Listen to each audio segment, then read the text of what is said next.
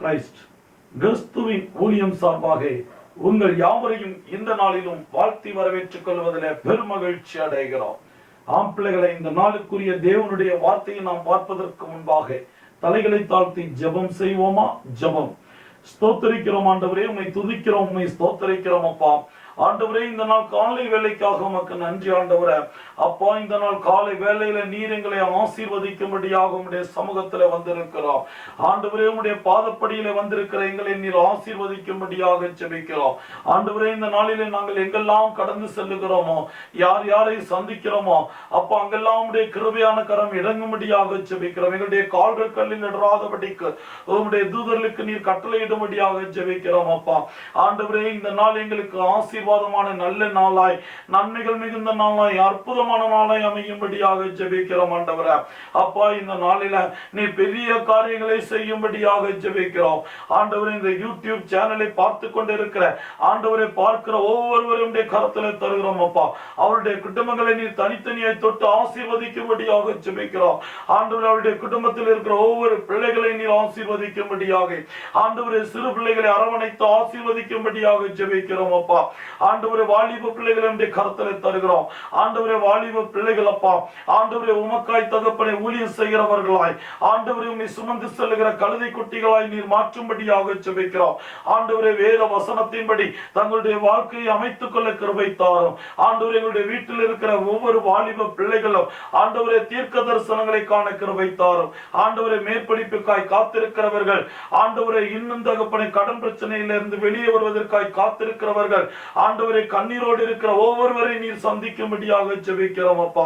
ஆண்டவரே, வீட்டில தகப்பனை அப்பா சம்பாதிக்கிற ஒவ்வொருவரும் கரத்துல தருகிறோம் ஆண்டவரே. கையின் பிரயாசத்தை நீர் வாய்க்க பண்ணும்படியாக ஜெபிக்கிறேன் ஆண்டவரே. எங்களுடைய பிள்ளைகள் கையிட்டு செய்கிற எல்லா காரியங்களையும் வாய்க்க பண்ணோம் ஆண்டவரே. பணி செய்கிற இடத்துல அப்பா, யார் யாருடைய கண்களில் தயவடைக்க வேண்டுமோ எல்லாருடைய கண்களிலும் தயவடைக்கட்டும் ஆண்டவரே. அப்பா, எங்களுடைய இல்லங்களில பொக்கிஷ சாலைகளும் பண்டக சாலைகளையும் நீர் நிரப்பும்படியாக ஜெபிக்கிறோம் அப்பா. ஆண்டவரே, இந்த நாளிலே கூட தகப்பனை அப்பா, தங்களுடைய உணவிற்கு கூட வழி இல்லாதபடிக்கு ஆண்டவரே, சரியான உடை இல்லாதபடிக்கு ஆண்டவரே, இருப்பிடம் இல்லாதபடிக்கு வேதனையோடு கூட இருக்கிற கோடிக்கணக்கான என் தேசத்து ஜனங்களை அப்பா, எங்களுடைய சகோதர சகோதரிகளை உடைய கருத்திலே தருகிறோம் அப்பா. நீர் அவர்களை சந்திக்கும்படியாக ஜெபிக்கிறோம் ஆண்டவரே. உடைய ஜனங்களுக்கு மன்னாவினால் போஷிப்பித்த தேவன் ஆண்டவரே, எங்களுடைய தேசத்து ஜனங்களுக்கும் ஆண்டவரே, நீர் மன்னாவினாலே போஷிப்பிக்கும்படியாக ஜெபிக்கிறோம் அப்பா. ஆண்டவரே, இந்த நாளிலே கூட தகப்பனே, என் தேசத்திலே இருக்கிற அரசியல்வாதிகள், அரசு அதிகாரிகளும் கரத்திலே தருகிறோம் ஆண்டவரே. என் தேசத்தில் இருக்கிற விவசாயிகள், வியாபாரிகளும் கரத்திலே தருகிறேன் ஆண்டவரே. தொழிலாளர்கள், தோட்ட தொழிலாளர்களும் கரத்திலே தருகிறோம் அப்பா. ஆண்டவரே, தொழிற்சாலையில பணி செய்கிறவர்கள் ஆண்டவரே, காவல்துறையிலே பணி செய்கிறவர்கள் ஆண்டவரே, தகப்பனிகள் நீதிமன்றத்திலே பணி செய்கிறவர்கள் ஆண்டவரே, மீன்பிடி தொழில் செய்கிறவர்கள் அப்பா, இன்னும் தகப்பனை சுமை தூக்கும் தொழில் செய்கிறவர்கள் ஆண்டவரே, அரசு துறை, தனியார் துறையிலே பணி செய்கிறோம் என்று சொல்லி ஆண்டவரே, என் தேசத்தில் இருக்கிற ஒவ்வொருவரையும் நீர் ஆசீர்வதிக்கும்படியாக ஜெபிக்கிறோம் அப்பா.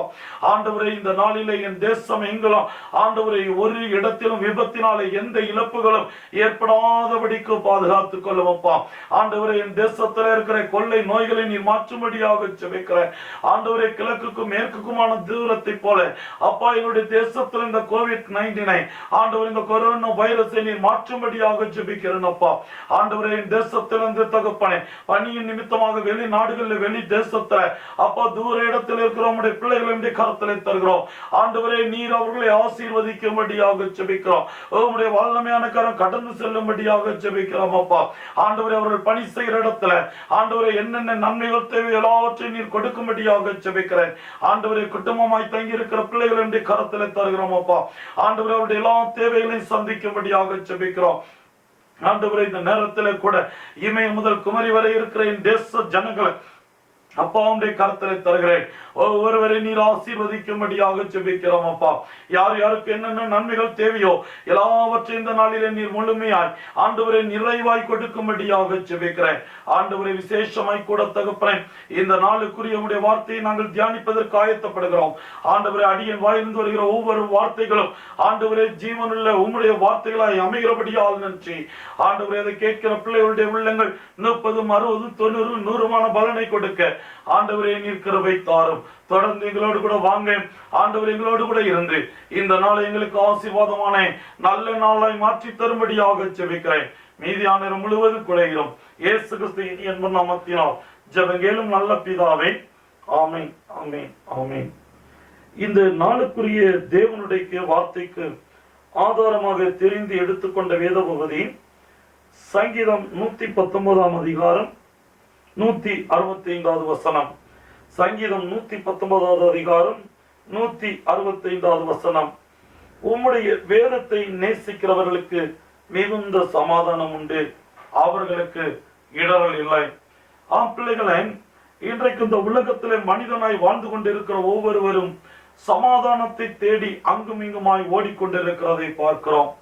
இமயத்தில் இருக்கிறவன் குமரியை தேடி ஓடி வருகிறான். அவர்களிடத்தில் சென்று ஏன் இவ்வளவு தூரம் பயணமாய் வந்தீர்கள் என்று சொல்லி கேட்டால் அவர்கள் சொல்லுவார்கள், சமாதானம் எங்களுடைய குடும்பத்திலே இல்லை. இந்த கன்னியாகுமரி மாவட்டத்திலே வந்து இந்த கடலிலே குளிப்போம் என்று சொன்னால் எங்களுடைய வாழ்க்கையில சமாதானம் கிடைக்கும் என்று சொல்லி ஓடி வந்தோம் என்று சொல்லுவார்கள். குமரியில் இருக்கிறவனோ இமயத்தை நோக்கி ஓடுகிறான்.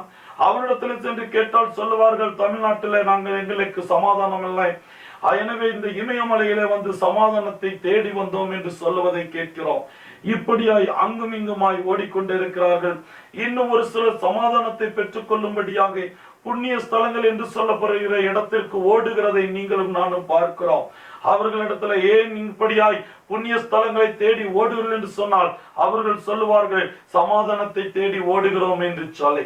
இன்னும் இந்த சமாதானத்தை பெற்றுக் கொள்ளும்படியாக அநேகர் குடித்து வெறித்து தங்களுடைய வாழ்க்கையை அழித்துக் கொள்வதை பார்க்கிறோம். குடிக்கிறவர்களிடத்தில் சென்று நாம் கேட்போம் என்று சொன்னால் ஏன் குடிக்கிறேன் என்று சொன்னால் அவர்கள் சொல்லுவார்கள், என்னுடைய குடும்பத்தில் சமாதானம் இல்லை, என்னுடைய மனைவியினுடைய வார்த்தைக்கு கீழ்ப்படியவில்லை, என்னுடைய பிள்ளைகளினுடைய வார்த்தைக்கு கீழ்ப்படியவில்லை, எனக்கு குடும்பத்திற்கு தேவையான பணம் இல்லை, எனவே நான் சமாதானம் இல்லாதபடி இருக்கிறேன், எனவே தான் நான் குடிக்கிறேன் என்று சொல்லுவார்கள். சமாதானத்தை தேடுவதற்காய் குடித்துக் கொண்டிருக்கிறேன் என்று சொல்லுவதை நீங்களும் நானும் கேட்டிருப்போம். ஆனால் சங்கீதம் 119 அதிகாரம் 165 வசனம் தெளிவாய் சொல்லுகிறது, உம்முடைய வேதத்தை நேசிக்கிறவர்களுக்கு மிகுந்த சமாதானம் உண்டு என்று சொல்லி. ஆம் பிள்ளைகளை, ஆண்டவர் நம்முடைய கரத்திலே கொடுத்திருக்கிற இந்த வேத புஸ்தகத்தை, இந்த வேத புஸ்தகத்தில் இருக்கிற ஒவ்வொரு வேத வார்த்தைகளையும் நேசிக்கிறவர்களுக்கு மிகுந்த சமாதானம் உண்டு என்று சொல்லி ஆண்டவர் சொல்லுகிறார்.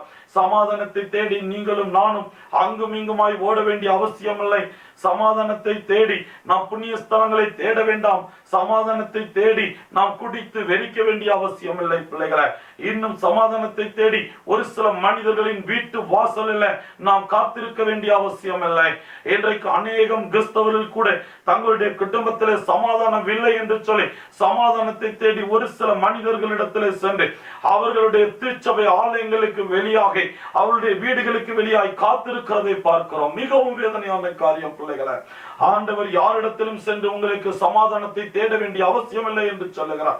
யாரும் உங்களுக்கு சமாதானத்தை கொடுக்க முடியாது பிள்ளைகளை. ஆண்டவராகிய இயேசு கிறிஸ்து மாத்திரமே உங்களுடைய வாழ்க்கையில சமாதானத்தை கொடுக்க முடியும். எந்த ஒரு ஊழியராலும் சமாதானத்தை கொடுக்க முடியாது பிள்ளைகளை. இந்த சங்கீதத்துல 119 அதிகாரம் 165 வசனம் தெளிவாய் சொல்லுகிறது, ஆண்டவருடைய வார்த்தை உங்களுக்கு சமாதானத்தை கொடுக்கும் என்று சொல்லி. ஆனால் இந்த வேத புஸ்தகத்தை நாம் படிப்பதற்கு எத்தனை பேர் நாம் மனதுள்ளவர்களாய் இருக்கிறோம்? யோசித்து பாருங்கள் பிள்ளைகளை. எத்தனையோ கோடி கோடி ஜனங்களுக்கு இந்த வேத புஸ்தகம் அவர்களுடைய சொந்த மொழியில, தாய்மொழியில கொடுக்கப்படவில்லை பிள்ளைகளை. அவர்கள் விரும்பினாலும் இந்த தேவனுடைய வார்த்தைகளை அவர்களால் படிக்க முடியாது. ஆனால் நம்முடைய தாய்மொழியில, நம்முடைய சொந்தமாய் நம்முடைய கரங்களில வேத புஸ்தகம் கிடைத்திருக்கிறது, கொடுக்கப்பட்டிருக்கிறது. ஆனால் வேத புஸ்தகத்தை பெற்றுக் கொண்டிருக்கிற நீங்களும் நானும் கூட இந்த வேத புஸ்தகத்தை படிப்பதற்கு மனமற்றவர்களாய் இருக்கிறதை காண்கிறோம். ஒரு நாளில நாம் எவ்வளவு நேரம் இந்த வேத புஸ்தகத்தை படிப்பதற்காக செலவிடுகிறோம் யோசித்து பாருங்கள். ஒரு சிறு பிள்ளை அவருடைய வீட்டில இருக்கிறாள் என்று சொல்லி வைத்துக் கொள்ளுங்கள். அந்த பிள்ளை கல்லூரிக்கு தன்னுடைய கல்வி ஸ்தாபனங்களுக்கு அல்லது கல்லூரிகளுக்கு நேராய் கடந்து செல்லும் பொழுது அதனுடைய பெற்றோர்கள் அந்த குழந்தையை எவ்வளவாய் ஆயத்தப்படுத்துகிறோம் யோசித்து பாருங்கள். அந்த பிள்ளையினிடத்தில் சென்று வரலாறு புத்தகம், இங்கிலீஷ் புத்தகம் எடுத்தாயா, சயின்ஸ் புத்தகம் எடுத்தாயா என்று சொல்லி ஒவ்வொரு புத்தகத்தையும் ஹோம்வொர்க் நோட்டை எடுத்தாயா, அதை எடுத்தாயா, இதை எடுத்தாயா என்று சொல்லி கேட்டு அத்தனை காரியங்களையும் அதனுடைய அந்த பள்ளிக்கூடத்திற்கு அந்த ஸ்கூலுக்கு கொண்டு செல்கிற கல்வி ஸ்தாபனத்துக்கு கொண்டு செல்கிற அந்த பேக்களை வைத்துவிட்டு அவர்களுக்கு உணவையும் ஆயத்தப்படுத்தி கொடுத்து விட்டு அந்த பிள்ளைகளை நாம் வழி அனுப்புகிறோமே, நம்முடைய பிள்ளைகளுடைய கரத்துல எல்லா உலக பிரகாரமான புத்தகங்களும் இருக்கிறதா என்று சொல்லி பார்த்து நீங்களும் நானும் நம்முடைய பிள்ளைகளுடைய கரத்துல இந்த வேத புஸ்தகம் இருக்கிறதா என்று சொல்லி பார்க்கிற பெற்றோர்கள் எத்தனை பேர் இருக்கிறோம்? யோசித்து பாருங்கள். இந்த உலக பிரகாரமான படிப்பிற்காய் பல ஆயிரக்கணக்கான லட்சக்கணக்கான ரூபாய்களை செலவழிக்கிற, இன்னும் பல மணி நேரத்தை செலவிடுகிற பெற்றோர்களே, உங்களுடைய பிள்ளைகளுக்கு இந்த வேத புஸ்தகத்தின் மகிமையை குறித்து, இந்த வேத புஸ்தகத்தின் முக்கியத்துவத்தை குறித்து, இந்த தேவனுடைய வார்த்தை எவ்வளவு ஆசீர்வாதமானது என்பதை எத்தனை பெற்றோர்கள் தங்களுடைய பிள்ளைகளுக்கு கற்றுக் கொடுக்கிறீர்கள்? யோசித்து பாருங்கள். நம்முடைய பிள்ளைகள் படிக்கிறார்கள் என்று சொல்லி நம்முடைய பிள்ளைகளுக்கு இந்த வேத புஸ்தகத்தை படித்து கற்றுக் கொடுப்பதற்கு கூட நாம் மறந்து போன நாட்கள் அநேகமாய் இருக்கிறது அல்லவா? யோசித்து பாருங்கள் பிள்ளைகள். நம்முடைய குடும்பத்திலே சமாதானம் இல்லை, நம்முடைய பிள்ளைகளுடைய குடும்பத்திலே சமாதானம் இல்லை. எங்கு பார்த்தாலும் ஒரே கண்ணீரும் கஷ்டமாய் இருக்கிறது. நான் ஒரு அடி முன்னேறுவேன் என்று சொன்னால் பல அடிகள் சறுக்கி பின்னோக்கி செல்லுகிறேனே என்று சொல்லி வேதனைப்படுகிறோமே. நம்முடைய பிள்ளைகளுக்கு நாம் வேதத்தை கற்றுக் கொடுக்க எத்தனை தரம் மறந்து போனோம்? யோசித்து பாருங்கள் பிள்ளைங்கள. எல்லா உலக பிரகாரமான ஆசீர்வாதங்களையும் தேடி ஓடுகிறோமே, ஆனால் இந்த வேத புஸ்தகத்தை நம்முடைய பிள்ளைகளுக்கு கற்றுக் கொடுக்க மறந்து போனோம். ஆம் பிள்ளைகளை, வேதம் சொல்லுகிறது, சங்கீதம் 119 அதிகாரம் 165 வசனத்துல, உம்முடைய வேதத்தை நேசிக்கிறவர்களுக்கு மிகுந்த சமாதானம் உண்டு. ஆம் பிள்ளைகளை, 1436 பக்கங்கள் கொண்ட இந்த வேத புஸ்தகத்துல ஆயிரக்கணக்கான லட்சக்கணக்கான வாக்கு தத்தங்களையும் ஆசீர்வாதங்களையும் தேவன் நமக்கு கொடுத்திருக்கிறார்.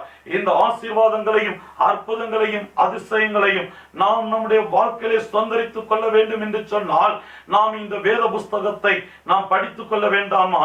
இந்த வேத புஸ்தகத்தை நாம் தியானிக்க வேண்டாமா? யோசித்து பாருங்கள். ஆண்டவராகிய இயேசு கிறிஸ்து 40 நாட்கள் உபவாசம் இருந்து ஜெபத்தை முடித்து விட்டு ஊழியத்திற்கு நேராய் கடந்து வரும் பொழுது அவருக்கு முன்பாக பிசாசானவன் நின்று கொண்டிருக்கிறார். அவரிடத்திலே அவரை சோதிக்கும்படியாக அவன் 3 காரியங்களை கேட்டதை நாம் பார்த்தோம். அவர்களை ஆண்டவர் எப்படி அந்த பிசாசை ஜெயித்தார்? அந்த வேதத்தில் இருக்கிற வசனத்தின் மூலமாக அவனை ஜெயம் பெற்றார் என்று சொல்லி நாம் பார்க்கிறோம். ஆம் பிள்ளைகளை, இன்றைக்கு நம்முடைய பிள்ளைகள் தேவனுடைய வார்த்தை தெரியாதபடியினாலே பாவத்திலே செத்துக் கொண்டிருக்கிறார்கள். தேவனுடைய வார்த்தை அறியாதபடியினாலே பிசாசை எதிர்த்து நிற்பதற்கு திராணியற்றவர்களாய் பிசாசோடு கூட ஒத்த வேஷம் தரித்து அவன் சொல்லுகிறபடி தங்களுடைய வாழ்க்கையை அமைத்துக் கொள்ளுகிறார்கள். இறுதியில நம்முடைய பிள்ளைகளுடைய வாழ்க்கை அழிந்து போகிறதை நீங்களும் நானும் பார்க்கிறோம். எத்தனை பெற்றோர்கள் கண்ணீர் வடிக்கிறோம். என்னுடைய பிள்ளைகளை எவ்வளவாய் கஷ்டப்பட்டு படிக்க வைத்தேன், என்னுடைய பிள்ளைகளை எவ்வளவாய் உலகத்தில் உள்ள ஆசீர்வாதங்களுக்காய் நான் அவர்களுக்கு கற்றுக் கொடுத்து அவர்களுக்காய் பணம் செலவழித்து அவர்களை நான் வளர்த்தி கொண்டு வந்தேன். ஆனால் கடைசி நாட்கள்ல இப்படி அவனுடைய வாழ்க்கை வழிதவறி விட்டதை, அவன் மாறிப்போனானே என்று சொல்லி வேதனைப்படுகிற பெற்றோர்கள் எத்தனை பேர் இருக்கிறோம் பிள்ளைகளை? யோசித்து பாருங்கள். நம்முடைய பிள்ளைகளுக்கு கல்வி கற்றுக் கொடுக்க நாம் ஆயத்தப்பட்டோம். கல்வி கற்றுக் கொடுப்பதற்காக அநேகம் பணங்களையும் நேரங்களையும் வீணடித்த நீங்களும் நானும் கூட நம்முடைய பிள்ளைகளுக்கு ஆண்டவருடைய வேத வசனத்தை நாம் இந்த வேத புத்தகத்தை கற்றுக் கொடுப்பதற்கு மறந்து போனதினால இன்றைக்கும் நம்முடைய பிள்ளைகள் பாவத்திலே விழுந்து பாவத்திலே மரித்து போய் கொண்டிருக்கிறார்கள். ஆம் பிள்ளைகளை, அதனாலே நம்முடைய வாழ்க்கையில சமாதானம் இல்லாதபடி நாம் வாழ்ந்து கொண்டு இருக்கிறோம்.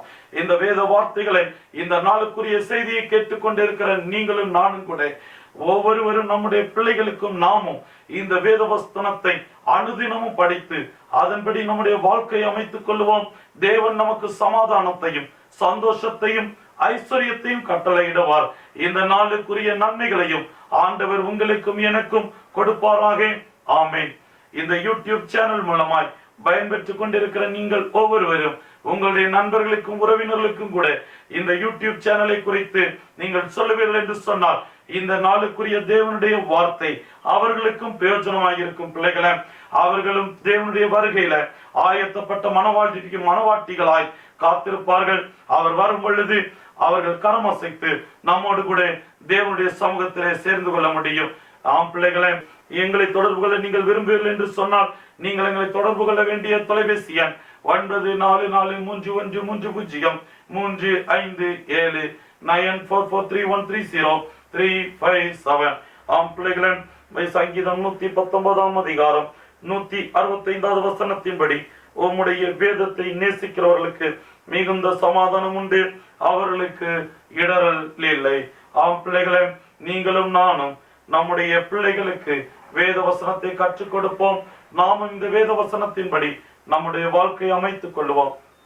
சமாதானத்தையும் சந்தோஷத்தையும் ஐஸ்வர்யத்தையும் நன்மைகளையும் ஒன்றும் குறைவில்லாதபடிக்கு நிறைவாய் நம்முடைய ஆண்டவராகிய இயேசு கிறிஸ்து தருவாராக.